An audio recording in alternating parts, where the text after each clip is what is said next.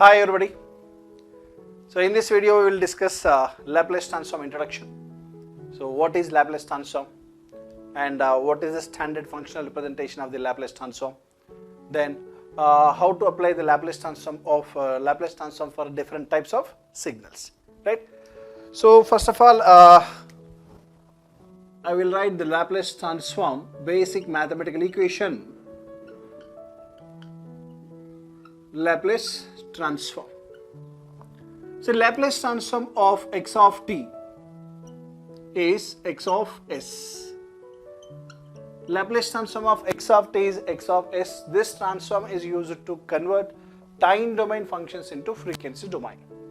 So time domain function I have wrote in terms of x of t here. X function is changing with respect to time. So this function is a time domain function. So this is time domain function, right? And Laplace transform converts the time domain functions into frequency domain. Now the frequency domain is here S. S representation is here frequency domain representation. So this is frequency domain representation. Frequency domain representation. This frequency domain representation is also called as complex frequency domain representation.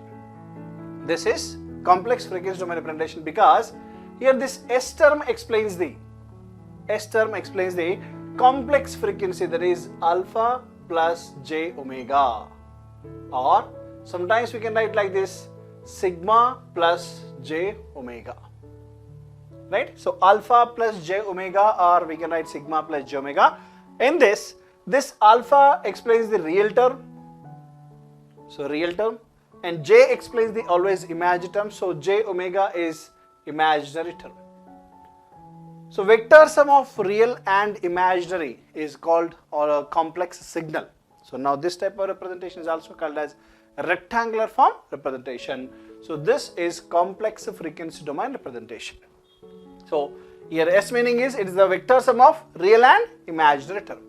So real axis always explains the 0 degree direction. So now we have to take always real axis in 0 degrees direction, and imaginary axis is like this 90 degrees direction. So the summation of these two, one vector is defined in this direction alpha, another vector is defined in this direction j omega, that is 90 degrees. So two vectors. Vector is nothing but which has magnitude and direction. So this direction explains the 0 degree direction and this direction explains the 90 degree direction. The vector summation of these two is called S here. So S is alpha plus j omega. And generally according to the mathematical analysis, we have to assume this is x-axis and this is y-axis, right? So this is x-axis, then y-axis, then the plane is called xy plane. Now we are taking here the x-axis as a real axis, and y-axis as imaginary axis. Then this plane is called S plane because it is a summation of these two now. So this plane is also called as S plane. Now within this S plane, this side it explains the positive imaginary axis, and this side this gives the negative imaginary axis. And similarly this side it explains the negative real axis. So positive real axis, negative real axis, positive imaginary axis, negative imaginary axis. This plane is called S plane, and this point is also called as origin point, right? So now finally this Laplace transform converts the time domain functions into frequency domain.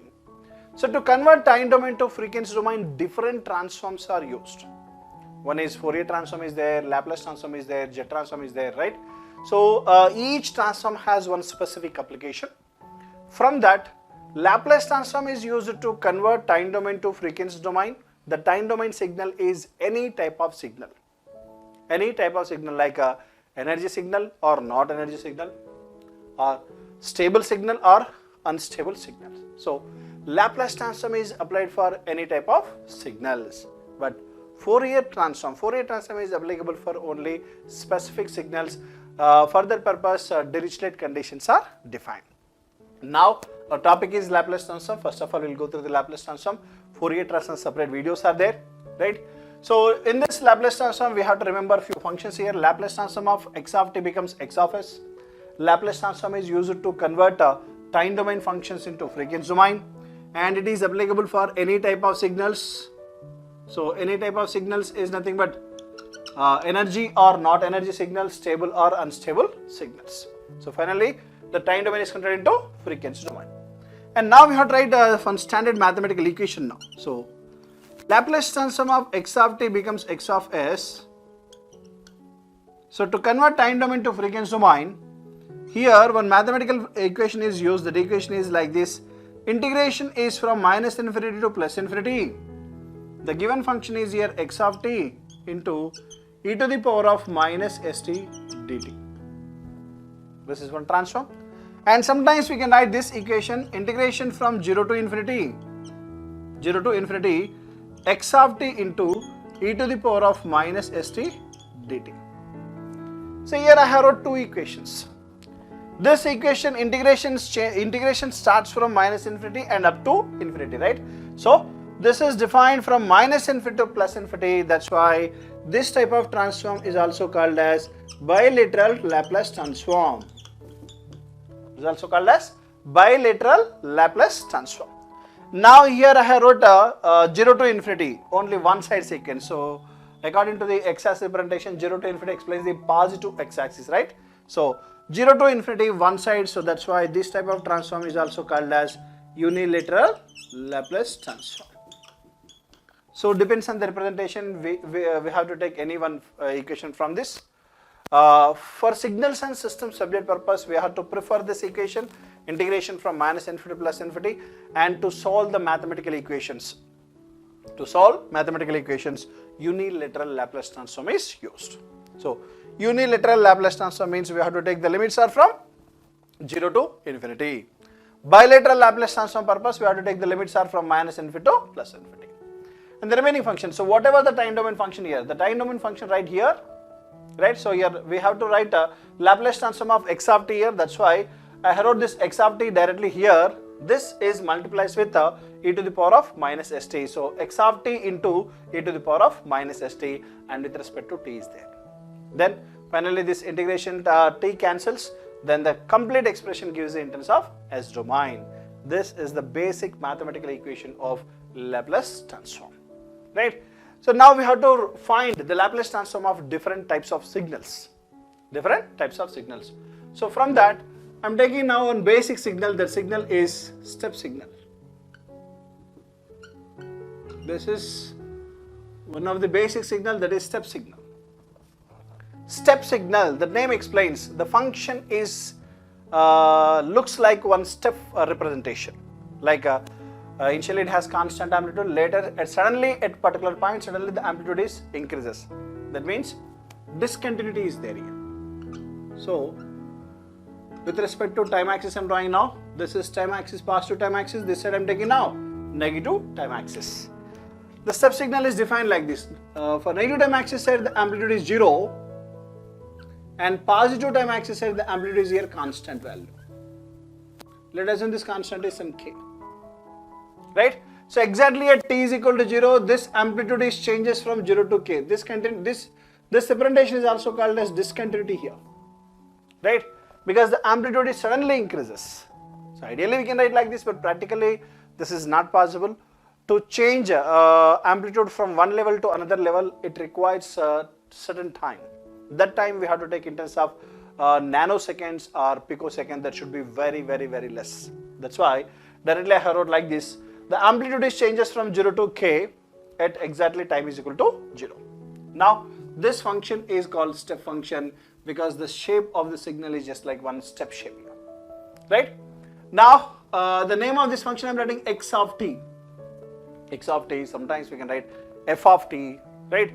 S of t, that is depends on our assumption. So f of t, y of t, z of t, different representations we can use here. Because here this x name explains the name of the function. This function is changing with respect to time. So this is graphical representation. Now I want to write this graphical representation in terms of functional representation. So x of t function has constant amplitude. X of t function is a constant amplitude function because the amplitude is defined like this. This amplitude is defined from time is from 0 to infinity. So Here we have to write like this: t greater than or equal to 0, then amplitude is k in ideal representation, right? And negative time axis here. This side, what is amplitude here? 0. So 0 for t is less than the 0. For negative time axis side, the function is not defined. Positive time axis side, that function is defined with constant amplitude. That amplitude is k. So this explains the functional representation of the step signal. Now I want to find the Laplace transform of this function. So directly I am taking now bilateral equation, because here I am taking this is a signal representation. So in signal representation purpose, always we have to prefer bilateral Laplace transform. Laplace transform of x of t is x of s.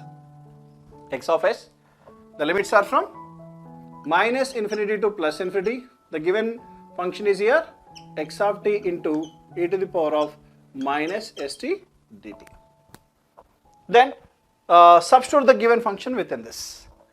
But this function has different amplitudes in different time periods. Negative time axis side, the amplitude is 0. Positive time axis side, amplitude is k. That's why here we have to apply the integration is here 2 times. One time limits we have to take from minus infinity to 0. So minus infinity to 0. What is amplitude here? Negative time axis side 0 into e to the power of minus st dt plus. And this side from 0 to infinity, different amplitude is there. So 0 to infinity, the amplitude becomes here k into e to the power of minus st dt. There k is constant, right? So here 0 into something becomes 0. This complete function becomes 0. K is constant, take it outside. Integration of e to the power of minus st from this equation. Integral of e to the power of ax into dx is e to the power of ax by a, right? So e to the power of ax by a. From that, directly I am writing now e to the power of minus st by minus s, because here this integration is with respect to t is there, right? So then substitute higher limit and lower limit 0 and here infinity. Then if you substitute higher limit and lower limit here, k becomes as it is. Higher limit is substituted, it becomes e to the power of minus infinity minus, substitute here lower limit, then it becomes e to the power of 0 by minus s. So e to the power of 0, e to the power of 0 value is 1. Something power 0 should be always 1. And e to the power of infinity is infinity.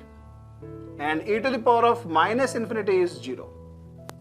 E to the power of minus infinity, negative infinity is there, then that becomes here 0. So e to the power of minus infinity becomes 0, then 0 minus 1 by minus s.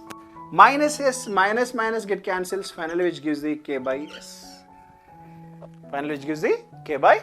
This is another standard equation, basic equation. That equation is Laplace transform of constant function. Laplace transform of constant is constant by s, right? So if the transform is here unilateral Laplace transform, then we have to write like this: Laplace transform of k is k by s. And if you want to apply bilateral, then you have to write like this: k into u of t. So for bilateral Laplace transform purpose, here u of t representation is used, because u of t explains the unit step function. The given function is defined from 0 to infinity. The time limits, it explains the time limits. U of t function explains the time limits. Please remember this one now.